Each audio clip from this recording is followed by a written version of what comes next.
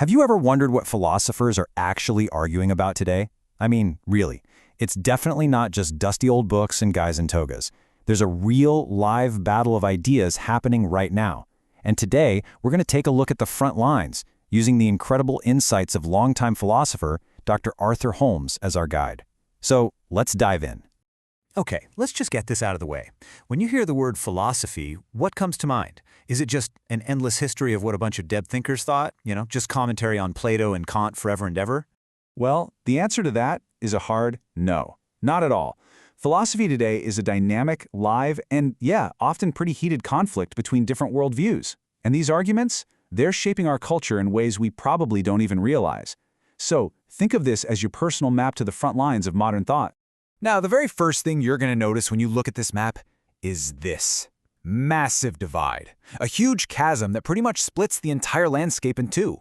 It turns out, Western philosophy today is basically divided into two major, and I mean major, competing camps.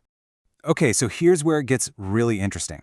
On one side, you've got analytic philosophy. This is the one that really rules the English-speaking world. It's all about precision, logic, and analysis. Think of it like taking a clock apart piece by piece to see exactly how it works. Then, on the other side, you've got continental philosophy. And this is a totally different beast. It's more about describing the human experience, phenomenology, to get at some kind of deeper truth. It's less about a logical proof and way more about getting that big picture insight. And listen, this is not some friendly academic debate over coffee. Dr. Holmes puts it perfectly. He says this divide exists with, quote, little mutual understanding and oftentimes little mutual respect. We're talking about a profession that is deeply politicized, where you have entire university departments that are firmly on one side and they just don't talk to the other. So you might be asking, if the whole field is this divided, is anybody actually winning? Well, funny you should ask. It turns out that across most Western universities, there is a very clear dominant worldview, kind of like the default setting for academic thought. And that worldview is called scientific naturalism. So what on earth is that? Well, it's really a two-part idea. Part one is the belief that science is the only real, bona fide way to get knowledge. If you can't test it in a lab, it's not real knowledge. Part two is the idea that the natural physical world is all there is. No supernatural, no God, none of it. You probably know it by its more common name, secular humanism. This is the reigning paradigm. But here's where the story takes a really fascinating turn.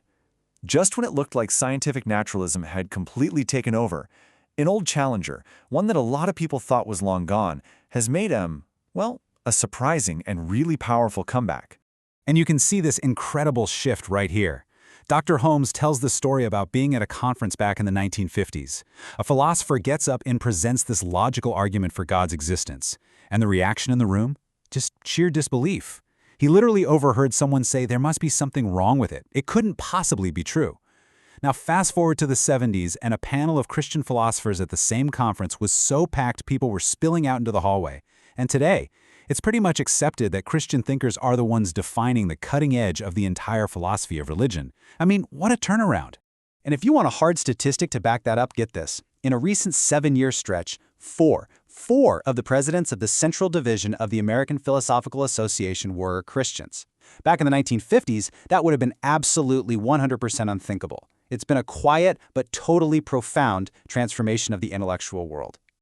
Okay, so we've got the dominant worldview, scientific naturalism, and we've got the resurgent challenger, theism.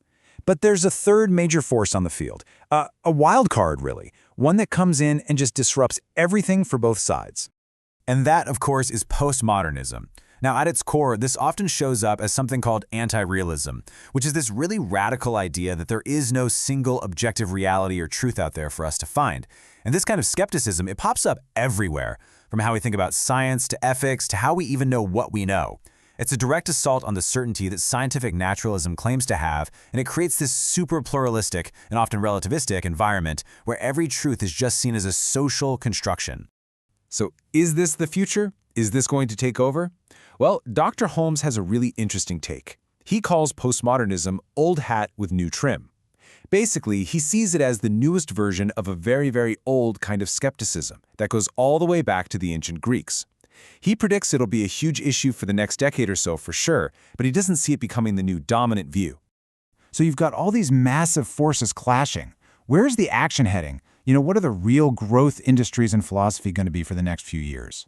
Well, the biggest one, by a long shot, is applied ethics. See, for a long time in the 20th century, ethics was all about these super abstract questions, like, what does the word good even mean? But then, with all the social changes in the 1960s, everything flipped. The focus shifted hard to real-world problems. Today, you've got bioethics, AI ethics, business ethics, environmental ethics. It has become, as Dr. Holmes calls it, the biggest philosophical industry in the country. And another field that's having a complete renaissance is metaphysics. Yeah, really. After decades of being pretty much dismissed as meaningless nonsense by a lot of philosophers, the big, fundamental questions about reality are back with a vengeance.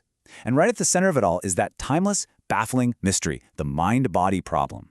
What is consciousness, and how in the world does it relate to the physical brain?